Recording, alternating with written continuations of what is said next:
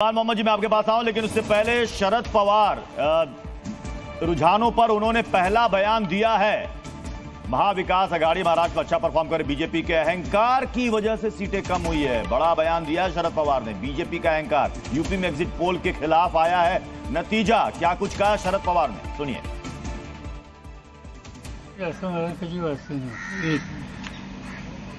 बारामती हा जो विधानसभेचा मतदारसंघ आहे त्याच्यात माझं स्वतःचा गेले 60 वर्षाचा असोसिएशन आहे। माझी सुरुवातच तिथं झालेली आणि कशा करू न करू तिथला सामान्य माणूस जो आहे, नागरिक जो आहे, त्याची मानसिकता काय मला ठाऊक आहे। आम्ही जावं अथवा न जावं तो योग्य निर्णय घेतो। निशाना साध रहे हैं भारतीय जनता पार्टी और उनके गठबंधन के ऊपर, और उन्होंने ये कहा कि ये बीजेपी के अहंकार की वजह से इनकी सीटें घटी। अभी भी वो प्रेस कॉन्फ्रेंस कर रहे हैं और कई सवालों का उत्तर दे रहे हैं प्रत्युष। क्योंकि महाराष्ट्र में इस बार जो एनसीपी है वो दो गुटों में बटा हुआ। एक शरद पवार के भतीजे अजीत पवार का गुट है और दूसरी तरफ शरद पवार खुद हैं। इसलिए इस बार शिवसेना के दोनों गुटों और एनसीपी के दोनों गुटों के लिए बहुत बड़ी अग्नि परीक्षा थी। और इस अग्नि परीक्षा में अभी तक जो रुझान आ रहे हैं उसमें महाविकास आघाड़ी, जिसमें शिवसेना भी है, एनसीपी भी है और कांग्रेस भी है, ये तीनों अच्छा परफॉर्म कर रही है। बीजेपी को उम्मीद थी कि यहां पर उसके नए पार्टनर शिवसेना के शिंदे गुट के साथ उसको फायदा होगा, लेकिन आप देखिए बीजेपी प्लस 18 और कांग्रेस प्लस 29 सीटों पर आगे है रुझानों में। महाराष्ट्र की स्थिति क्या है ये भी हम आपको स्पष्ट रूप से बता रहे हैं। जरा देखिए वहां पर स्थिति किस तरह की बन रही है। महाराष्ट्र की अगर आप टेली पर नजर डालेंगे तो महाराष्ट्र में जो स्थिति बन रही है और उसकी वजह क्या रही, अब शायद यही शरद पवार भी बताने की कोशिश कर रहे हैं कि इसकी वजह क्या रही। क्यों एनसीपी शरद पवार, एनसीपी अजित गुट पर भारी पड़ी, क्यों शिवसेना उद्धव गुट, शिवसेना शिंदे गुट पर भारी पड़ा, और क्यों वहां पर मिलकर महाविकास आघाड़ी ने बीजेपी को रोका है। पिछला प्रदर्शन दोहराने से ये एनालिसिस अब नेता अपने स्तर पर करके बता रहे हैं।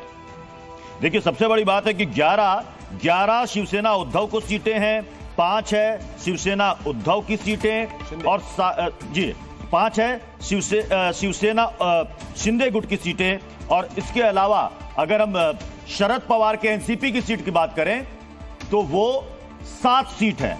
अब इससे आप अंदाजा लगा सकते हैं। और अजीत पवार का गुट यानी कि अजीत पवार की एनसीपी वो 1 सीट। इससे आप अंदाजा लगाइए कि यहां पर एमवीए महाविकास आघाड़ी ने कैसे यहां पर बढ़त बनाई है। बीजेपी को बहुत उम्मीद थी इस बार कि शिंदे गुट के साथ यहां पर बीजेपी पिछला कारनामा दोहराई। हालांकि पिछले कारनामे के वक्त उस वक्त शिवसेना इंटैक्ट थी, उद्धव ठाकरे साथ में थे। इस बार 2 फाड़ हो चुकी है। अब सवाल है कि महाराष्ट्र में भी हमें दिख रहा है कि यहां पर एनडीए को यहां पर नुकसान हुआ है। हमें यूपी में भी दिख रहा है कि यहां पर एनडीए को नुकसान हुआ है। मैं सुलेमान मोहम्मद जी आपके पास आ रहा हूं। अब ये बताइए कि वजह मंथन तो इस पर तो चर्चा और बैठकों का दौर चलता रहेगा, लेकिन 328 सीटों पर आप चुनाव लड़े, उसमें आपको क्या लग रहा है, आपका अंदाजा क्या है?